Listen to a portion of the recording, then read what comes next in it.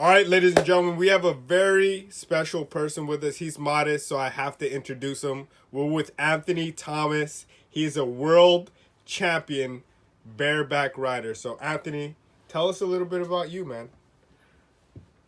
Yeah, so my name's Anthony Thomas. I'm an Australian world champion bareback rider.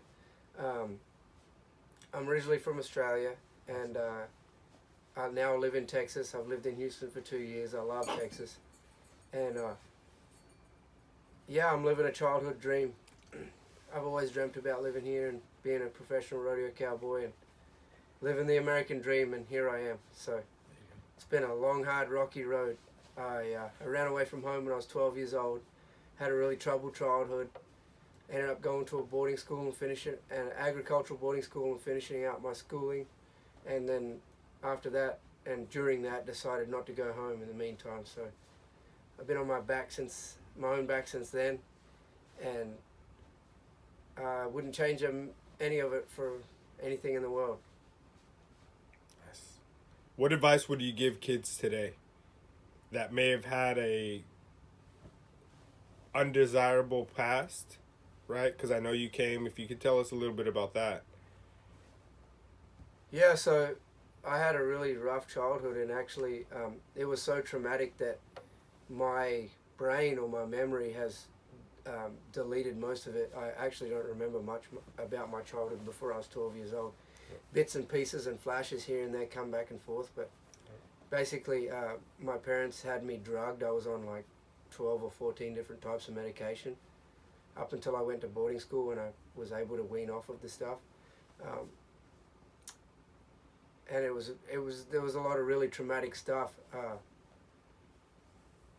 I had a feeling from God like I had to get away and get around horses and be with horses.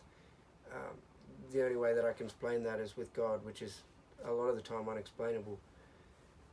Um, I would, I think I have been sent here on earth by God to motivate people who've had a rocky childhood like me, kids, and even people my age, that it doesn't matter what the world says about you, it doesn't matter what society or the news says about you, that you don't have to have a stellar, squeaky clean upbringing to become anything that you've dreamt about becoming.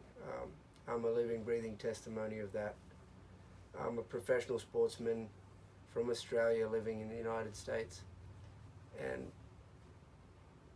a lot of people and a lot of things in society tried to tell me that I would never make it and I would never become anything even close to what I have become and what I'm becoming now. And there's ways around that. My faith in God and my determination and work ethic pulled me through and gave me the opportunity to make my dreams come true and be exactly who I wanted to become. And all I can do is pay that forward to someone else and to the next generation of people that have had a rough childhood or a rocky upbringing. I should be a statistic. I should be dead or in jail or on the streets. With my upbringing and my ethnicity, and here I am. You know, I love life, and I have the opportunity every day to wake up and wipe the slate clean and be everything that God has made for me and everything that God